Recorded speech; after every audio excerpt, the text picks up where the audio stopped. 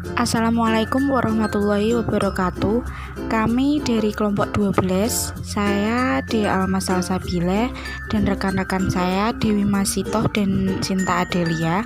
Kami di sini akan menjelaskan bab 14 tentang pendapatan dan beban, bab 15 tentang pajak penghasilan, dan bab 16 transaksi dalam mata uang asing. Di sini saya akan menjelaskan bab 14 tentang pendapatan dan beban. Ruang lingkup. Bab ini mengatur tentang akuntansi untuk pengakuan, pengukuran, serta penyajian pendapatan dan beban. Pengakuan dan pengukuran pendapatan. Pendapatan diakui ketika terdapat hak atas pembayaran yang diterima atau yang masih diterima baik pada masa sekarang atau masa depan. Entitas mencatat pendapatan untuk manfaat ekonomi yang diterima atau yang masih harus diterima secara bruto.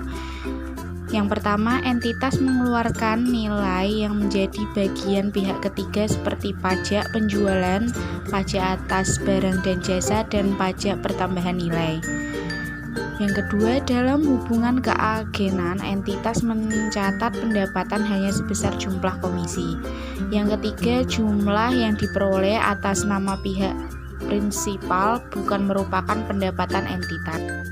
Pengakuan dan pengukuran pendapatan. Entitas dapat mengakui pendapatan dari suatu penjualan barang atau penyediaan jasa ketika barang atau jasa tersebut telah dijual atau diberikan kepada pelanggan. Jika pembeli membayar sebelum barang atau jasa tersebut diberikan, maka mengakui penerimaan tersebut sebagai liabilitas, yaitu pendapatan diterima di muka. Dan jika pembeli belum membayar ketika barang atau jasa tersebut telah diberikan, maka mengakui adanya aset, yaitu piutang usaha.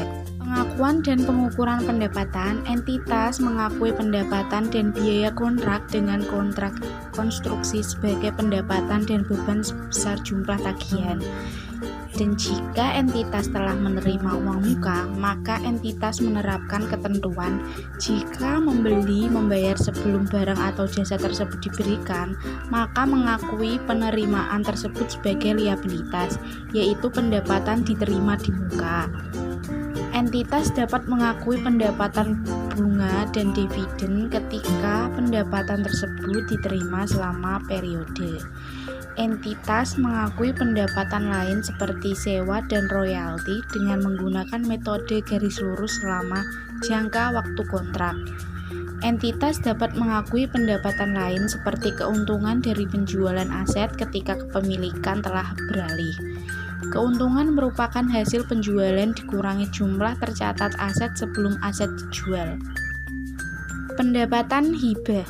Hibah adalah bantuan yang diterima oleh entitas dalam bentuk pengalihan sumber daya. Hibah termasuk hibah atau bantuan dari pemerintah maupun pihak lain bukan dalam kapasitasnya sebagai pemilik. Entitas mengakui penerimaan hibah dalam laba rugi pada saat hibah tersebut diterima sebesar jumlah nominalnya. Hibah termasuk hibah aset non-moneter seperti tanah atau sumber daya lain. Tidak diakui sehingga terdapat keyakinan yang memadai bahwa entitas akan mematuhi kondisi yang melekat pada hibah dan hibah yang diterima. Pengakuan dan pengukuran beban. Jika pekerja memberikan jasa kepada entitas, maka entitas mengakui beban imbalan kerja sebesar nilai tidak terdiskonto yang diperkirakan akan dibayar sebagai imbalan atas jasa tersebut, meliputi imbalan kerja jangka pendek, yaitu imbalan kerja yang jatuh tempo seluruhnya dalam waktu 12 bulan setelah akhir periode pekerja memberikan jasanya.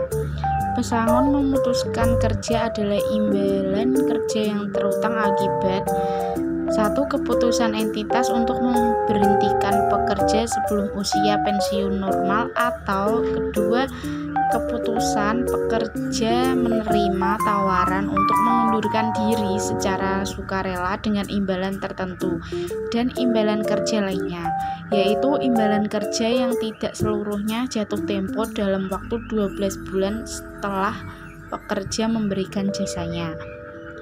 Pembayaran sewa diakui sebagai beban sewa berdasarkan metode garis lurus selama masa sewa. Seluruh biaya pinjaman diakui sebagai beban pada periode terjadinya. Pengukuran andalan.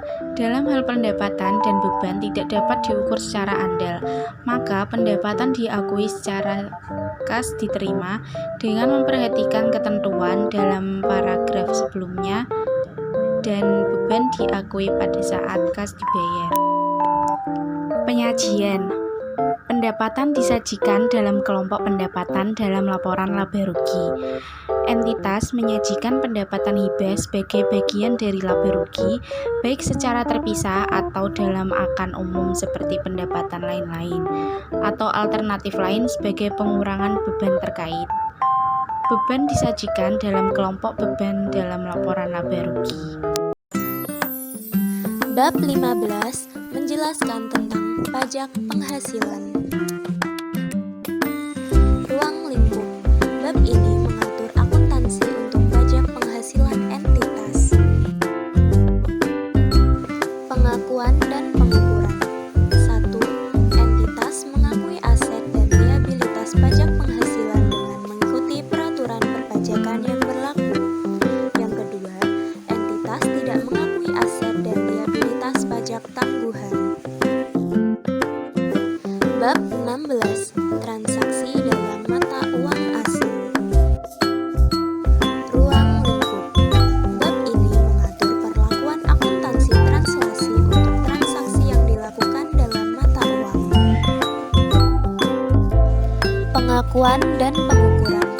1.